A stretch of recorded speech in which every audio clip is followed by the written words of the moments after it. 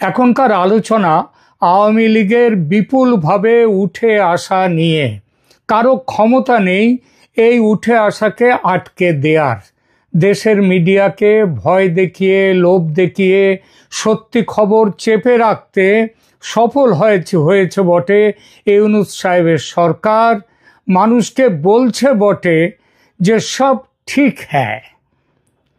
Fascist হাসিনাকে মানুষ আগের মতোই ঘৃণা করে, আর সরকারের সুরে সুর মিলিয়ে একই গান গাইছে বাংলাদেশের মিডিয়া। কিন্তু আন্তর্জাতিক সংবাদ মাধ্যম ঠিক খুঁজে বের করছে সব ঠিক নেই। তারা ঠিক দেখছে আওয়ামী লীগ জেগে উঠেছে, বন্যার জলের মতো ভাসিয়ে দিচ্ছে দেশের মানুষকে।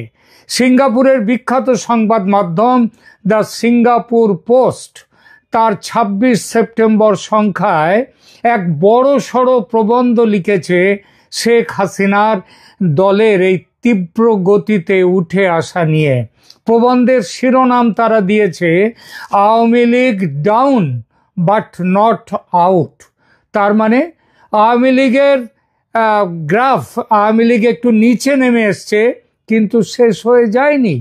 আর এজন্যেই বিদেশের যেসব শক্তি যারা পতন ঘটিয়েছিল আওয়ামী লীগ সরকারের, সেই আমেরিকা, ব্রিটেন, তারা হঠাৎই আওয়ামী লীগের প্রতি প্রেম দেখিয়ে বলতে শুরু করেছে আওয়ামী লীগের ফিরে আসার সম্ভাবনা প্রবল, তবে শেখ হাসিনাকে সরাতে হবে নেতৃত্ব থেকে। এই বিষয় নিয়ে গতকাল আমি একটি ভিডিও করেছি, আপনারা হয়তো দেখেছেন, না দেখে থাকলে দয়া করে দেখে নেবেন। যে এই যে একটা দাবি উঠেছে যে শেখ হাসিনাকে পাল্টে দিয়ে শেখ হাসিনার অবশ্যম্ভাবী প্রত্যাবর্তন কেন সেই বিষয়টি নিয়ে এইবার ওই পত্রিকা যে আলোচনা করেছে, মানে সিঙ্গাপুর পোস্ট, সেটা ছোট্ট করে আপনাদেরকে বাংলায় বলে দিচ্ছে। সেখানে বলা হয়েছে শেখ হাসিনার অবশ্যম্ভাবী প্রত্যাবর্তন, ইউনূস সরকারের অপশাসনের বিরুদ্ধে জনমত। এই খবর দিয়ে সিঙ্গাপুর পোস্ট বলছে ঢাকায় বাড়ছে আওয়ামী লীগের প্রভাব, ঢাকায় আওয়ামী লীগের মিছিল ও সমাবেশের সংখ্যা দিন দিন বেড়ে চলেছে, যা সরকারি নিষেধাজ্ঞা সত্ত্বেও জনগণের মধ্যে শেখ হাসিনার ক্রমবর্ধমান সমর্থনের স্পষ্ট ইঙ্গিত দিচ্ছে। একই কথা বলছে ভারতের সরকারি সংবাদ মাধ্যম অল ইন্ডিয়া রেডিও। তারা এই মাসের কয়েকদিন আগেই এক বিশেষ প্রতিবেদনে বলেছে তীব্র গতিতে দেশের রাজনীতিতে নিজের স্থান শক্ত করে নিচ্ছে শেখ হাসিনার দল। আর সবচেয়ে বড় কথা হলো যে দমন পীড়নের ভয়ে মানুষ চুপ করেছিল কয়েকটা মাস, সেই ভয় কিন্তু কেটে গেছে অনেকটাই মানুষের। ২০২৫ সালের সেপ্টেম্বরে পুলিশ একদিনেই ২৪৪ জন আওয়ামী লীগ কর্মীকে গ্রেপ্তার করেছিল, যা এ পর্যন্ত দৈনিক হিসাবে সর্বোচ্চ সংখ্যা। এর আগে বিভিন্ন অভিযানে আরও কয়েক হাজার নেতা কর্মী গ্রেপ্তার হয়ে জেলখানায় রয়েছেন, তবু মানুষ ভয় পাচ্ছে না। উল্লেখযোগ্যভাবে সেপ্টেম্বরের শুরুতে বাংলাদেশের ঢাকার সংসদ ভবনের কাছে ১,০০০-এরও বেশি আওয়ামী লীগ কর্মী বিক্ষোভ প্রদর্শন করেছে। এছাড়া তেজগাঁও এলাকায় কয়েক হাজার মানুষ এবং গুলিস্তানের বায়তুল মোকাররম মসজিদের কাছে কয়েক হাজার মানুষের সমাবেশও হয়েছে। একই ছবি সারা দেশের অন্যান্য শহরে। এই যে মানুষ এভাবে ব্যাপকভাবে বিপুলভাবে রাজপথে নেমে এসেছে ও আসছে, এরা সবাই যে আওয়ামী লীগের কর্মী বা সমর্থক বা আওয়ামী লীগকে ভোট দিয়ে এসেছে এতকাল, তা কিন্তু নয়। এদের অনেকেরই রাজনৈতিক পরিচয়ে আওয়ামী লীগ ছিল না কোনোদিন। এদের অনেকেই এমনকি বিএনপি দলের প্রতি অনুরক্ত ছিল, কিন্তু এখন আওয়ামী লীগের মিছিলে এসে তারাই স্লোগান দিচ্ছে আওয়ামী লীগের সরকার বারবার দরকার। বাংলাদেশে আমার এক ভক্ত দর্শক আছে, শিক্ষিত যুবক। তার কথা অনুযায়ী আগে সে কখনো আওয়ামী লীগ করেনি, করতো না। তার নিজের কথায় সে ব্যক্তিগতভাবে অরাজনৈতিক মানুষ হলে ভোট দিত বিএনপিকে, সুতরাং বিএনপিকে সমর্থন করত। কারণ সে বলল যে শেখ হাসিনার দেশ চালনার পদ্ধতির সে ছিল তীব্র সমালোচক। তার বিএনপিকে সমর্থন করার আরও একটা বড় কারণ, মুক্তিযুদ্ধের সমস্ত শ্রেয় শেখ হাসিনার পরিবার দখল করে নেয়ার যে রাজনীতি, সেই রাজনীতির সে বিরোধী। কিন্তু যেভাবে গত বছর 5 আগস্টে শেখ মুজিবের ভাস্কর্য ভাঙা হলো, তার মাথায় প্রস্রাব করলো কিছু নোংরা বিপ্লবী রাজাকার, সেই মুক্তিযুদ্ধের বিরুদ্ধ শক্তিরা দেশ থেকে মুক্তিযুদ্ধের স্মৃতি মুছে দেওয়ার যে অভিযান শুরু করলো, সে সেটা মানতে পারেনি। আর তখনই তার বিশ্বাস জন্মালো যে বিএনপি আগে সেই মুক্তিযুদ্ধের সময় জিয়াউর রহমানের ভূমিকা যাই থাকুক না কেন, বিএনপি, বর্তমান বিএনপি, তারাও রাজাকারের একটি সংস্করণ ছাড়া অন্য কিছু নয়। সে নিজেকে মানসিকভাবে সরিয়ে নিল বিএনপি থেকে। পরিবর্তনের সেই শুরু, তারপর থেকে গত কয়েক মাস ধরে সেই পরিবর্তন আরও গভীর হয়েছে অন্তর্বর্তী সরকারের অপশাসনে। রাজনীতি, অর্থনীতির চূড়ান্ত বিপর্যয় মানুষকে ঠেলে দিয়েছে সরকার বিরোধিতার পথে। মোহাম্মদ ইউনূসের অন্তর্বর্তীকালীন সরকারের 1 বছরে বাংলাদেশের অর্থনৈতিক অবস্থার চরম অবনতি হয়েছে। এশিয়ান ডেভেলপমেন্ট ব্যাংকের মতে 2025 অর্থ বছরে বাংলাদেশের জিডিপি প্রবৃদ্ধি মাত্র 3.9% নেমে এসেছে, যা আগে ছিল 6.6%।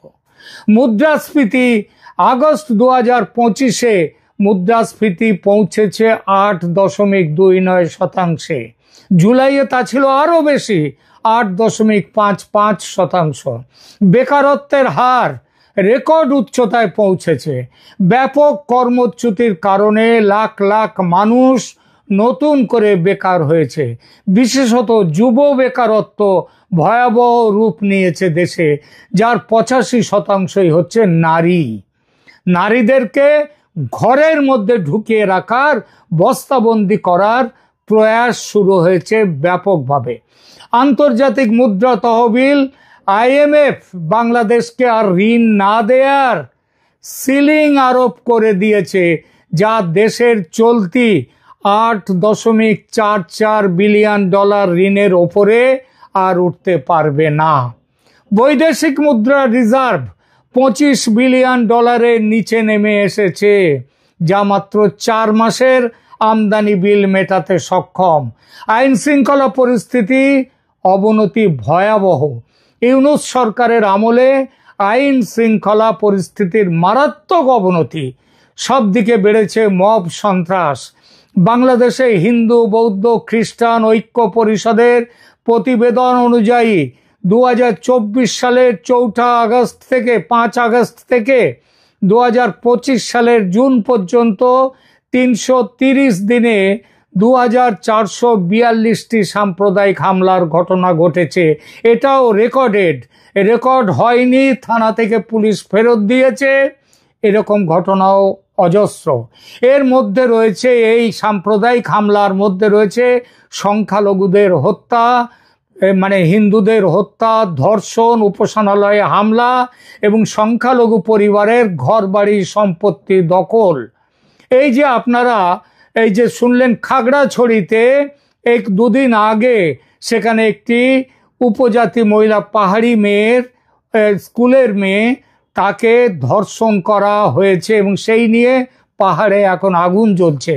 শুধুমাত্র 2025 সালের প্রথম 7 মাসে 300টি শিশুকন্যা নির্যাতনের ঘটনা ঘটেছে। মাগুরা জেলায় এক 8 বছরের মেয়ের সাথে ধর্ষণ ও হত্যার ঘটনার পর সারা দেশে তীব্র প্রতিবাদ হয়। নিজেদের সমস্ত ব্যর্থতা ঢাকতে এই সরকার শেখ হাসিনার কৃত অত্যাচারের বিচারের কথা বলে নিজেদের ব্যর্থতা চেপে দেওয়ার চেষ্টা করছে। মানুষ প্রথম দিকে সরকারের এই প্রয়াস বুঝতে পারেনি, কিন্তু এখন বুঝে গেছে। আন্তর্জাতিক অপরাধ ট্রাইব্যুনাল শেখ হাসিনার অনুপস্থিতিতে বিচার শুরু করেছে মানবতা বিরোধী অপরাধের অভিযোগে। ট্রাইব্যুনাল তাকে সমস্ত অপরাধের কেন্দ্রবিন্দু হিসেবে আখ্যায়িত করেছে। জুলাইয়ে তিনি আদালত অবমাননার দায়ে 6 মাসের কারাদণ্ড পেয়েছেন। বাংলাদেশ ভারতের কাছে তার প্রত্যর্পণের জন্য আনুষ্ঠানিক অনুরোধ পাঠিয়েছে, কিন্তু ভারত বুঝিয়ে দিয়েছে তারা হাসিনাকে ফেরত পাঠাবে না। বাংলাদেশের সাধারণ মানুষের মনে প্রশ্ন, কিন্তু যে হাসিনা যদি তার আমলে ঘটে থাকা সমস্ত অন্যায় অত্যাচারের জন্য দায়ী হন, তাহলে এই আমলে ইউনূস কেন তার আমলের অত্যাচারের জন্য দায়ী করে তার বিচার হবে না ট্রাইব্যুনালে? বাংলাদেশের সাধারণ মানুষ ওই যে হাসিনাকে ভারত ফেরত পাঠাবে না বলেছে, তার জন্য ভারতের এই সিদ্ধান্তে এখন ক্ষুব্ধ নয়, বরং তারা স্পষ্ট বলেছে এবং বলছে যে বঙ্গবন্ধুকে কন্যাকে আশ্রয় দেওয়ার জন্য তারা ভারতের প্রতি কৃতজ্ঞ। আওয়ামী লীগের নিষিদ্ধকরণ ও সাধারণ মানুষের প্রতিক্রিয়াও ক্রমশ ইউনূস সরকারের বিরুদ্ধে গিয়েছে। 2025 সালের মে মাসে আওয়ামী লীগকে সন্ত্রাস বিরোধী আইনের অধীনে নিষিদ্ধ ঘোষণা করার বিষয়ে মানুষ এখন প্রকাশ্যে বলছে, আওয়ামী লীগ দল হিসেবে কি দোষ করলো? দোষ করে থাকতে পারে কিছু নেতা কর্মী, তার পুরো দায় কেন দলের ওপর দিয়ে নিষিদ্ধ করা হবে দলকে? এই প্রশ্ন শুধু কিন্তু বাংলাদেশের মানুষ করছে না, আজ সমস্ত বিশ্বের আন্তর্জাতিক দুনিয়া এই প্রশ্ন করছে। এবং তাহলে কি গত 13-14 মাসের অপরাধের জন্য ইউনূসের সঙ্গে সঙ্গে বিএনপি, জামাত এরাও তাহলে কেন নিষিদ্ধ হবে না? নিষেধাজ্ঞায় বলা হয়েছে যে আওয়ামী লীগ ও তার সহযোগী সংগঠনগুলো রাষ্ট্রকে অকার্যকর করার উদ্দেশ্যে সন্ত্রাসী কার্যকলাপে জড়িত। মানুষ মানতেই চায় না যে আওয়ামী লীগ কখনো সন্ত্রাসের পক্ষে থাকতে পারে। তারা বাংলাদেশের জন্ম দিয়েছে, তারা বাংলাদেশ যে আজকে একটি রাষ্ট্র, স্বাধীন রাষ্ট্র, তার কৃতিত্ব আওয়ামী লীগের। সেই আওয়ামী লীগ সন্ত্রাসের সঙ্গে যুক্ত হবে? আর অভিযোগ কারা করছে? এই জামাত, বিএনপি, এরা যে সরকার তৈরি করেছে সেই সরকার। বরং এর উল্টোটাই সত্যি। 2004 সালের গ্রেনেড হামলায় বিএনপির তারেক রহমানের ভূমিকা কেউ ভোলেনি, তা সে যতই তারেককে মামলা থেকে খালাস দেয়া হোক না কেন। আর জামায়াতের ভূমিকা, তার প্রমাণ তো ভুরি ভুরি। আসলে এই নিষেধাজ্ঞা সত্ত্বেও সাধারণ মানুষ সহমর্মী ও সহযোদ্ধা হয়ে উঠছে আওয়ামী লীগের। আওয়ামী লীগের কর্মীদের পাশে এতকাল আওয়ামী লীগের সঙ্গে জড়িত ছিলেন না যারা, তারাও নিয়মিত আকস্মিক মিছিল ও সমাবেশ করে চলেছে, যা প্রমাণ করে যে জনগণের মধ্যে দলটির ক্রমবর্ধমান প্রভাব। বাংলাদেশের মেইন স্ট্রিম সংবাদ মাধ্যম পর্যন্ত লিখতে বাধ্য হচ্ছে যে আওয়ামী লীগের মিছিল থেকে গ্রেপ্তার হওয়া ব্যক্তিদের 80% সঙ্গে আওয়ামী লীগের কোনো দিন যোগ ছিল না। আর তার সিংহাসন যে ভীষণ রকম নড়বড়ে হয়ে গেছে, এটা বুঝে মোহাম্মদ ইউনূস পদত্যাগের নাটক শুরু করেছেন। মাঝে মাঝেই বলছেন পদত্যাগ করবেন, এই পদত্যাগের হুমকি করবেন বলছেন, এটা হুমকি। বিশেষত 2025 সালের মে মাসে তিনি বলেছেন যে রাজনৈতিক দলগুলো সহযোগিতা করছে না বলে তার পক্ষে কাজ করা অসম্ভব হয়ে পড়ছে। এই উক্তিটি তিনি বাইরে কোথাও দেননি, তার শিষ্য নাহিদ ইসলাম তিনি এইটা তার সাথে দেখা করার পর বাইরে এসে বলেছিলেন। এবং তিনি বলেছেন যে ওই নাহিদ ইসলাম যে বর্তমান পরিস্থিতিতে আন্দোলনের চাপ এবং যেভাবে তাকে কোণঠাসা করা হচ্ছে, তাতে প্রধান উপদেষ্টা স্যার আর কাজ করতে পারছেন না।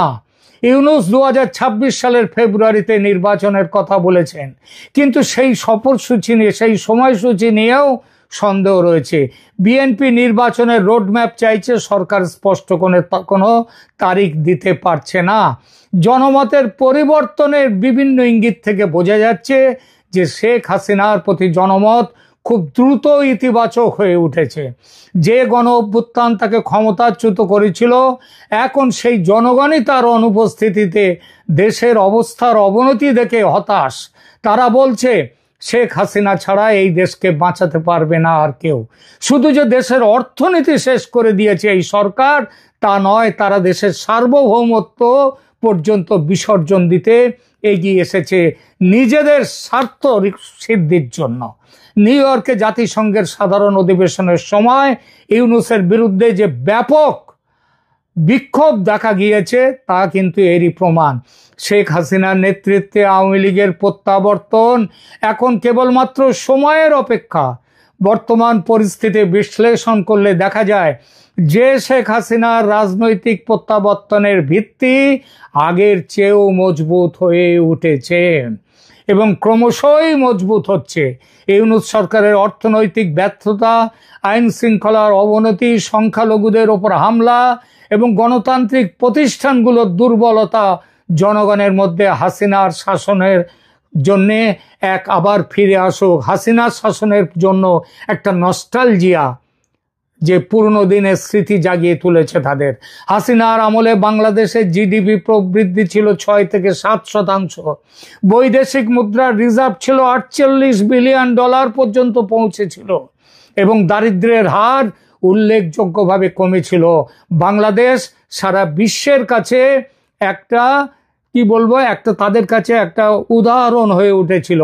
এই তুলনামূলক স্থিতিশীলতা উন্নয়নের কারণে মানুষ তার ফিরে আসার প্রত্যাশা করছে ব্যাকুলভাবে। ক্রমবর্ধমান জনসমর্থন এবং ইউনূস সরকারের ব্যর্থতা তার শেখ হাসিনার রাজনৈতিক পুনরুত্থানের সম্ভাবনা উজ্জ্বল করে তুলেছে। বাংলাদেশের রাজনৈতিক ইতিহাসে এমন উত্থান পতনের নজির রয়েছে এবং বর্তমান পরিস্থিতি শেখ হাসিনার প্রত্যাবর্তনের ব্যাপক আশা জাগিয়েছে মানুষের মধ্যে। আগামী বছর ফেব্রুয়ারির ভোটে শেখ হাসিনার দলের পক্ষে সুনামির ইঙ্গিত স্পষ্ট পাওয়া যাচ্ছে। এই ইঙ্গিতের বিরোধিতা কেউ করতে পারবে না। আওয়ামী লীগের ওপর থেকে নিষেধাজ্ঞা তুলে নিতে হবেই সরকারকে, আর সেনাবাহিনী নিশ্চিত করবে ফ্রি অ্যান্ড ফেয়ার ইলেকশন। এছাড়া পথ নেই সেনাপ্রধান ওয়াকার উজ্জামানের সামনেও। এখনকার মতো এখানেই রাখছি।